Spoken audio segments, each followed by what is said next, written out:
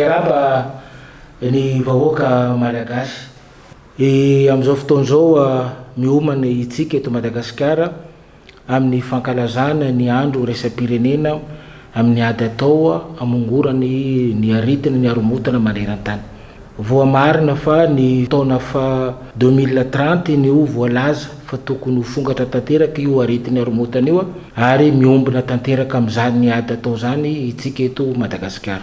Voatokana zany fa ny 20 septambra no andro ankalazaina ka ankalazan'izany isika eto Madagasikara raha ny ambara amin'ny ankapobeny dia anisan'ny ireo firenena mbola tratran'izany aretin'izany itsika eto Madagasikara. Mbola maro ireo mpiray-tanindrazana amintsika maty noho ny aretin'ny aromotana ary marihana fa tsy mba misy fanafodiny ary ny ankabeazany tsy maintsy hiafara mifamoizana aina. Ka ny fomba anankiray izay hoentina mifehy aretina aromotana dia ny fiarovana. Ny fiarovana satria io aromotana io dia aretina mpahazo an'ny biby io, ny biby izay obitsika eny amintsika any ny alika ny saka, fa ny famehezana azy mialohany no ahafahany aretina tsy hifindra amin'ny olombelona. I ombenimbeny faraparany teo hitatsika ny nahazo teto amintsika teto Andrenivohitra Tananarivo zany nisy ny ankizy maty ny aretina aromotana. Zany rehetra zany miteraka fikorotanan'ny fiarahamonina ary zay koa tonga ny fitondram-panjakana hiditra antseratra tanteraka miaraka amin'ireo mpiambony manantoka hanao ny hevitra rehetrarehetra mba hahafahantsika hame tanteraka zany ny aretina aromotana eto Madagasikara. Raha jerena amin'ny ankapobeny ny eto amintsika dia ny eto Antananarivo anisany mbola ambony ny pisiny io aretina io ary vorentsika koa ombenimbeny teo tonga hatrany Analalava manodidina ny Antananarivo ny arivony mamo Manjakandriana dia mbola hitatsika fa mbola nisy tranga na vaovao koa ny aretina aromotana.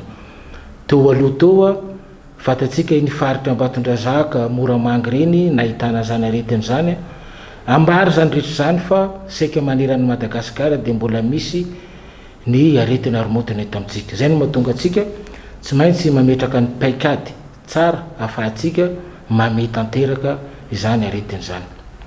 Efa manana zany tsika zay paikady nasional iarana amin'ny ministeran'ny fahasalamana hoentina miady amin'io aretina io satria raha ny aty amin'ny fiompiana manao any fiarovana mialoha amin'le biby fa ny ministeran'ny fahasalamana kosa sanatrian'izany no mandray amin'ny ireo marary. Ka zany mahatonga ny paikady zay nanatsika dia iarana manatanteraka ministeran'ny fahasalamana. Inona ny ho atao rehefa hiady amin'izany? Fomba anankiroa no ahafahantsika mamey an'izany. Ny voalohany indrindra dia ny fanentanana. Ny fanentanana ny mpiarabelona rehetrarehetra amin'izany aretina zany. Miodiody nanivontsika reny ny aretina razy ny aromotana ka samby ho mailo ny tsirairay. Ny faharoa amin'izany koa ny ara-teknika. Ny ara-teknika dia ny fanaovana vaksiny. Fanaovana vaksiny ireo biby izay eny amintsika reny. Ny saka zany, ny alika zany. Ary ny faharoa teknika hoentina koa zany ny fampifehezana, ny fehezana ny tsy fitombony alika ny eto amintsika.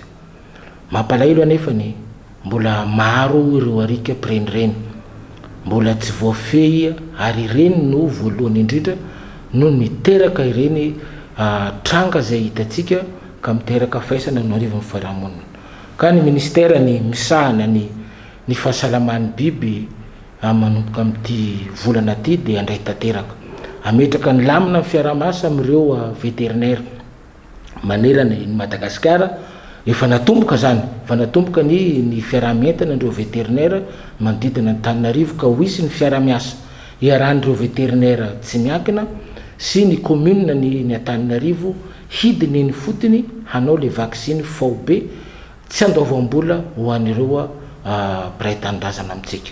Ka ny fanangatana zany rehefa tonga any amintsika ireo bilatsaka sitrapo ireo veterinaire ireo mba hanokatra ny varavarana tsika ary hanolotra ireo biby na ny saka zany ny any alika eny amintsika reny fa tsy ho andoavam-bola ny fanaovana ny vaksiny. Tsy vitany Tananarivo ihany zany hetsika zany fa am'ireo toerana rehetrarehetra manodidina Tananarivo, voalaza teo Arivon'ny Mamo, voalaza teo Analalava sy ny sisa dia ho isy hetsika zany ho atao iarana amin'ireo mpiara-miasa vétérinaire technicien eny fotony mba ahafahantsika zany mandritra nyty taona tia no manao an'izany vaksiny fahobe. Manana ny enti-manana amin'izany tsika ny ara-vaksiny manodidina amin'ny 80,000 dose zany ny ampelatanantsika, ary ireo mpiara-mombona antoka amintsika vonona koa rehefa lany io ananantsika io dia mbola vonona izareo hanampy an'izany. Ka izany no nanentanana atsika rehetrarehetra, atsika ny fotony izay tsika zay mba miopy alika ny saka mba hanantona ny rehefa tonga ny tompony andraikitra amin'izany tsy salasala tsika hanantona ny zareo mba hafana manao ny fiarovana voalohany ny biby izay ho ampelatanantsika. Ny faharoa koa sika satria araka ny voalaza teo ny famifehezana anazy ny fomba atao tsy ampitomboana ny alika, fitombony alika zany eny amintsika reny, ka ny castration ny alika lahy na ny alika vavy zany anisan'ny paikady koa mba tsy afafana mameny fiterany reny alika reny. Ka ho isy hetsika koa ary tsy maintsy ambara amin'ny fotoana mamety azy ahoana ny fomba ahafahantsika manatanteraka zany castration zany na ny alika vavy io na ny alika lahy, fa zany rehetra zany dia ny fanjakana tanteraka no mandray ny lany amin'izany, tsy ho andoavam-boly zany fa ny anjaran'ny tompony le bibya no mitondra an'izany na saka io na alika io, fa anjaranay zany anjaran'ny fotoanam-panjakana no manatanteraka ny hady atao. Ka izany ry mpiray tanindrazana ny fampilazana ny fanentanana oroso amintsika, ary manentana sy manentana ireo lehibe fokotany mba hanentana ny vahoaka ny fotony mba hahafahan'ny zareo hitondrany ny biby amin'izay toerana izay natokana hanaovana zany vaksiny maimaim-poana ho an'ny saka sy ny alika zany. Ka mangataka manentana isika rehetrarehetra mpiray tanindrazana tena iombona tanteraka zany hady atao amin'ny haromontana zany. Raha aza mahita an'izany tsika fa tena manahirana mahita an'izany ny olona tratra ny haromontana zany, tsisy atao rehefa amin'ny tranga farany fa tsy maintsy miatra amin'ny fahafatesana.